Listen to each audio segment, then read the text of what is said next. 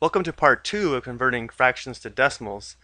In this video we'll take a look at converting fractions to decimals by performing long division. So there are really two main ways to convert fractions to decimals without a calculator.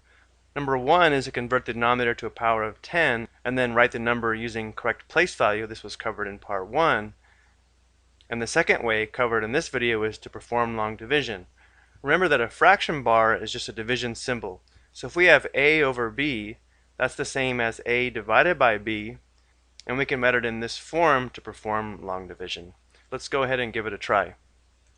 So here we have 7/25.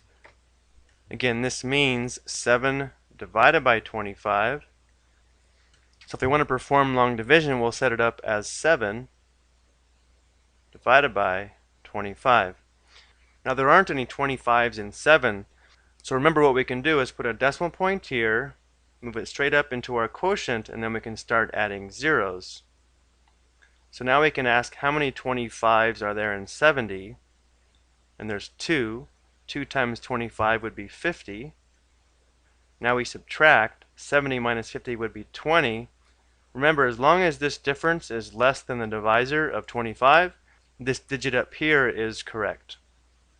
And what we have to do is keep adding zeros until this decimal terminates or until it repeats.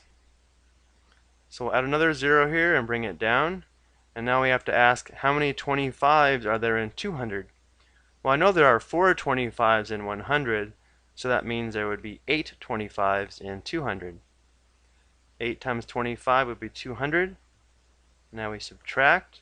Notice the difference is 0, therefore we're done.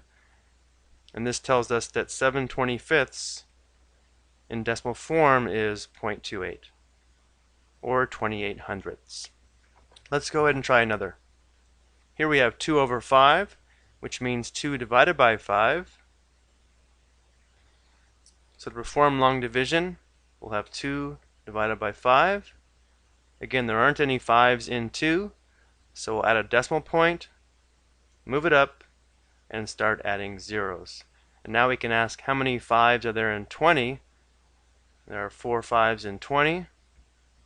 Notice the difference is 0, so we're done, and this tells us that 2/5 is equivalent to 0.4 or 4/10. Let's go ahead and try another. Here we have 7/8, which again means 7 divided by 8.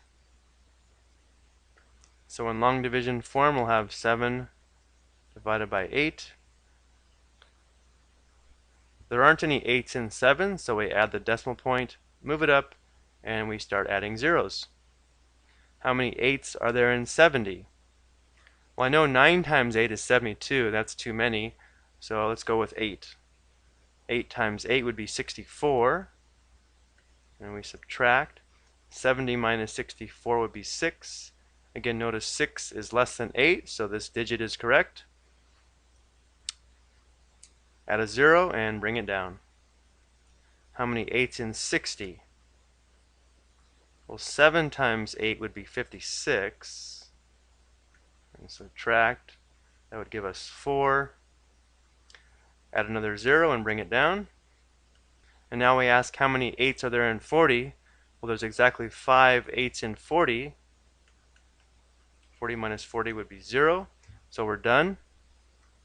This tells us that 7/8 is equivalent to 0.875 or 875 thousandths.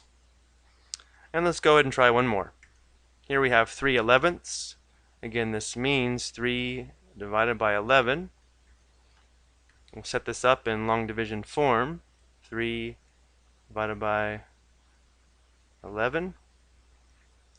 There aren't any 11s in 3, so we add our decimal point, move it up, start adding zeros. How many 11s are there in 30? That would be 2. 2 times 11 is 22. We subtract. That would be 8. Add a 0 and bring it down. How many 11s in 80? That would be 7. 7 times 11 is 77. Subtract. That would be 3. Add another 0 and bring it down. Now we have 30. How many 11s in 30? Well, we asked that question earlier. That was 2. 2 times 11 is 22. Subtract. That would be 8. Add another 0 and bring it down. How many 11s in 80? Well, we just asked that question as well. That was 7. 7 times 11 is 77. Subtract. Difference is 3. Add another 0 and bring it all the way down. Notice we keep getting the same numbers here, and that's an indication that our digits are repeating. If we take a look at our quotient, we have 0.2727. So this decimal is going to be 0.27 repeating. So we can say that 3/11 is equivalent to 0.27. And to show the 27 repeats, we put a bar over the 2 and the 7. Okay, that's going to do it for this video. I hope you found this helpful.